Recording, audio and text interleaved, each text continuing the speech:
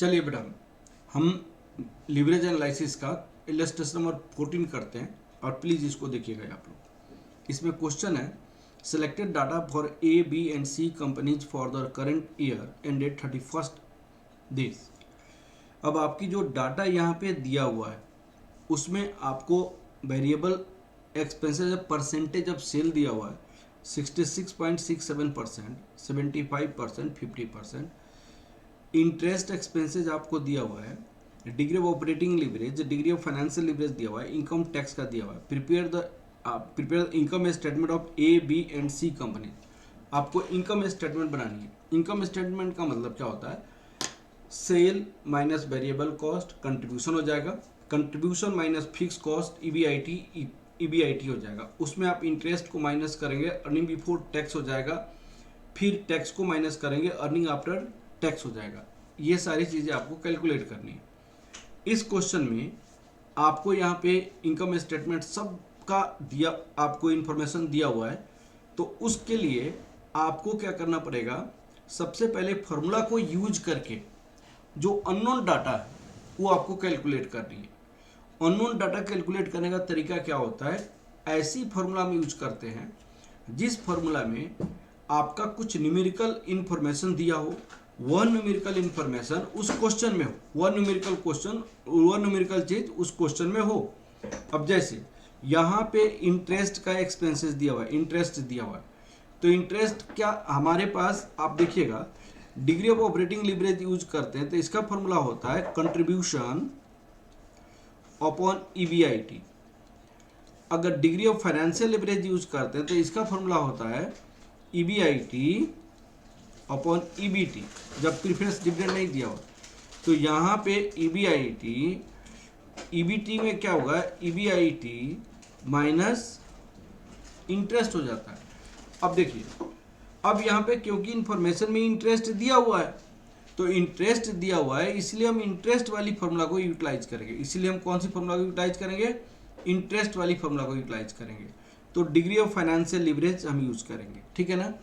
whenever you have to use some formula to find unknown data, we need to use that formula in which some numerical data is used, and that numerical data should be given in the questions. ये आपको दिमाग में रखना पड़ेगा। तो क्योंकि interest दिया हुआ है इसीलिए हम ये वाली फॉर्मूला को हम यूज करेंगे, इस फॉर्मूला को यूज करेंगे। क्लियर है ना बेटा? अब चलिए हम स्टार्ट करते हैं। जैसे मैं आपको स्टार्ट करता हूं और यहाँ पे किसी एक कंपनी का मैं बनाता हूं, सारी कंपनी का एक सेम तरीका से बनेगा। आप प्लीज आप लोग बनाइएगा, सोल्यूशन ऑलरेडी दिया हुआ है। मैं कंपनी बी का बनाता हूं। Company B, evaluation of unknown data of company B. अब देखिएगा कंपनी बी के लिए क्या क्या डाटा हमें चाहिए। अब वो डाटा हम फीड अप करते जाएंगे। आपको इनकम स्टेटमेंट निकालने के लिए company B, evaluation of unknown data of company B for income statement, for income statement. अब सुनिएगा, इनकम स्टेटमेंट में हमारे पास क्या फॉर्मूला होता है? अब एकदम अच्छे से देखिएगा, यहां पे सेल्स रेवेन्यू होता है less variable cost, variable cost हो जाएगा। उसके बाद हमारे पास कंट्रीब्यूशन हो जाएगा, कंट्रीब्यूशन। उसके बाद हमारे पास लेस फिक्स कॉस्ट हो जाएगा, फिक्स कॉस्ट। और फिक्स कॉस्ट के बाद हमारे पास हो जाता है EBIT, earning before interest and tax, less interest. तो ये हो जाता है earning after tax, earning after tax. Earning before tax, earning before tax, less tax, इसके बाद जाता है अर्निंग आफ्टर टैक्स। अब आपको इसमें प्रेफरेंस डिविडेंड को भी माइनस करेंगे, तो जो इन्फॉर्मेशन नहीं दिया हुआ है, लेकिन इतना सारी चीज़ें निकालनी है। तो कंपनी बी का इंटरेस्ट कितना दिया हुआ है, इंटरेस्ट 300 दिया हुआ है, तो आप यहाँ पे 300 लिखोगे, 300। अब वर्किंग नोट, आप वर्किंग नोट फर्स्ट निकालोगे, calculation of EBIT using degree of financial leverage.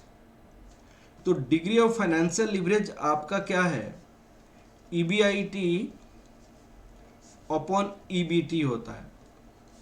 इसको EBIT माइनस इंटरेस्ट हम यूज करेंगे। अब देखिएगा डिग्री ऑफ फाइनेंशियल लिवरेज कितना दिया हुआ है, यहाँ पे डिग्री ऑफ फाइनेंशियल लिवरेज 4 दिया हुआ है, इंटरेस्ट आपको 3 दिया हुआ है, और यहाँ पे 4x EBIT को मान लीजिए, यहाँ पे x माइनस इंटरेस्ट, तो x लिखेंगे, यहाँ पे इंटरेस्ट कितनी है, 300 है। आपके क्वेश्चन में इंटरेस्ट आपको यहाँ पे b का 300 दिया हो, ये 4 है, ये आपको 4 है, डिग्री ऑफ फाइनेंशियल लिवरेज 4 है, और 4x minus 1200 equal to x, और यहाँ पे 4x minus x equal to 1200, और 3x इक्वल टू 1200, और x equal to 1200 that equal divided by 3, this is the 400। तो आपके पास EBIT 400 हो गया, EBIT 400 हो गया। अब देखिएगा, अगर EBIT 400 हो गया, यहाँ पे EBIT 400 हो गया, तो EBT 100 हो गया, ये टैक्स रेट 35% है, तो ये 35 हो गया, अर्निंग आफ्टर टैक्स कितना हो गया, 65 हो गया। हमने इनकम स्टेटमेंट इतना तक कर लिया। अब आपको EBIT आ गया, हम कंट्रीब्यूशन निकाल सकते हैं किसके बेसिस पे, डिग्री ऑफ ऑपरेटिंग लिवरेज को यूज करके। क्या लिखेंगे यहाँ पे, working note second, working note second, calculation of contribution using degree of operating leverage. Degree of operating leverage equal to, degree of operating leverage equal to contribution upon EBIT होता है, contribution upon EBIT। अब degree of operating leverage हमारे पास कितनी है, इस question में 6 दिया हुआ है, और EBIT हमारे पास है, ये आपका 6 है। कंट्रीब्यूशन आपको निकालनी है, और EBIT आपने निकाला हुआ ऑलरेडी 400, EBIT आपने निकाला हुआ है 400, तो यहाँ पे 400 होगा, और कंट्रीब्यूशन इक्वल टू कितना हो जाएगा, 6 इंटू 400 रुपीज 2400 हो जाएगा, ये रुपीज 2400 हो जाएगा। कंट्रीब्यूशन इक्वल टू रुपीज 2400 हो गया। Is it clear? तो आपको यहाँ पे कंट्रीब्यूशन इक्वल टू रुपीज 2400 हो गया। तो क्या कंट्रीब्यूशन और फिक्स कॉस्ट निकाला जा सकता है कि नहीं निकाला जा सकता है? तो यहाँ पे फिक्स कॉस्ट कैसे होगा, fix cost contribution minus EBIT। तो कंट्रीब्यूशन आपका 2400 है, EBIT आपका 400 है, तो फिक्स कॉस्ट आपका 2000 हो जाएगा। फिक्स कॉस्ट कितना हो जाएगा, 2000 हो जाएगा। तो हम यहाँ पे फिक्स कॉस्ट कितना लिख सकते हैं, 2000, तो ये 400 हो गया। Is it clear? हाँ जी, क्लियर हो गया। अब आपका सेल्स रेवेन्यू और वेरिएबल कॉस्ट की इंफॉर्मेशन को देखते हैं। अब यहाँ पे उन्होंने क्या बोला, देखिएगा, variable expenses as a percentage of sales, यहाँ पे 66.67, यहाँ पे 75, यहाँ पे 50। मैंने आपको सेल का 75% वेरिएबल कॉस्ट है, तो उसके बेसिस पे हम आपको सेल निकाल सकते हैं और वेरिएबल कॉस्ट निकाल सकते हैं। Working note 3, working note 3, calculation of sales revenue and variable cost, calculation of sales revenue and variable cost, calculation of sales revenue and variable cost. Sales minus variable cost equal to contribution, और इसको x मान लीजिए, तो इसको 75% x, क्योंकि question में ये दिया हुआ है, क्या दिया हुआ है क्वेश्चन में, वेरिएबल एक्सपेंसेज, वेरिएबल एक्सपेंसेज या परसेंटेज ऑफ सेल ये दिया हुआ है, तो b का बना रहे तो 75% है, तो हमारे पास ये कंट्रीब्यूशन हो जाएगा। कंट्रीब्यूशन हमारे पास कितना आया था, 2400 आया था, और 0.25x इक्वल टू 2400 और x equal to 2400 divided by 0.25, ये आपका कितना हो जाएगा, 2400 डिवाइड 0.25, ये आपका 9600 हो जाएगा। तो ये आपका सेल्स रिवेन्यू हो गया, सेल्स रिवेन्यू। तो सेल्स रिवेन्यू जब इतना हो गया तो वेरिएबल कॉस्ट कितना होगा, variable cost 75% of sale, that equal to 75/100 into 9600 into 0.75, तो ये 7200 हो जाएगा। This is 7200। तो यहाँ पे जो 9600 आपकी सेल्स रेवेन्यू हो गया, ये आपकी रुपीज सब आ रहा है, तो और ये 7200 हो गया, तो ये इतना आ जाएगा।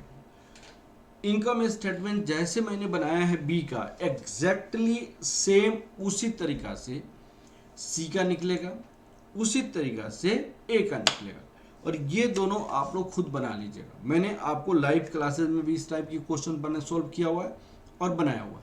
ठीक है बेटा, अब क्वेश्चन है एक और क्वेश्चन, आपको यहाँ पे क्या दिया हुआ है क्वेश्चन में, देखिएगा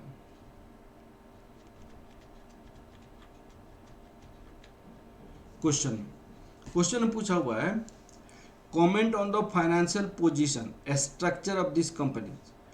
फाइनेंशियल पोजीशन एंड स्ट्रक्चर वो निकालने के लिए degree of operating leverage, degree of financial leverage, degree of combined leverage वो निकालना पड़ेगा। तो सबसे ज़्यादा फाइनेंशियल रिस्क इसमें दिखाई दे रहा है, इसमें थोड़ा कम है, इसमें बहुत ही कम है। और डिग्री ऑफ ऑपरेटिंग लिवरेज, जैसे मान लीजिए लिवरेजेस यहाँ पे दिया हुआ है, उस लिवरेजेस के बेसिस पे हम आपको फाइनेंशियल पोजीशन को आइडेंटिफाई कर सकते हैं और कह सकते हैं भाई सबसे ज़्यादा फाइनेंशियल रिस्क किस में है, तो फाइनेंशियल रिस्क कंपनी बी में है, क्योंकि सबसे ज़्यादा इसके पास डिग्री ऑफ फाइनेंशियल लिवरेज है। बिजनेस रिस्क सबके पास किसके पास है, कंपनी बी का है। तो कंपनी बी जो है उसमें business risk as well as financial risk सबसे ज़्यादा है। और degree of combined leverage, degree of combined leverage का फॉर्मूला क्या होता है, डिग्री ऑफ कंबाइंड लिवरेज का, degree of operating leverage, degree of financial leverage. तो यहाँ पे 5 इंटू 3 दैट इक्वल टू यहाँ पे 15, 6 into 4 this equal to 24, 2 into 2 that equal to 4। तो सबसे ज़्यादा बिजनेस रिस्क और फाइनेंशियल रिस्क कंपनी बी का है, क्योंकि उसमें डिग्री ऑफ कंबाइंड लिवरेज सबसे ज़्यादा है। सबसे लो आपको कंपनी सी का है, क्योंकि degree of operating leverage as well as financial leverage कम है। और उसके बाद मिडिल में किसका है, कंपनी ई का है। जिसके पास ऑपरेटिंग लिवरेज ज़्यादा होता है उसके पास बिजनेस रिस्क ज़्यादा होता है, जिसके पास फाइनेंशियल लिवरेज ज़्यादा होता है उसके पास फाइनेंशियल रिस्क ज़्यादा होता है। ठीक है, तो इस तरह आप डिफाइन कर लेंगे। कंपनी बी के पास सबसे ज़्यादा रिस्क है, क्योंकि इसमें operating leverage as well as financial leverage ज़्यादा है। इसको आंसर भी मैंने यहाँ पे दिया हुआ है, उसको भी पढ़ लेंगे। ठीक है ना बेटा? Okay, thank you class. Okay, thank you बेटा।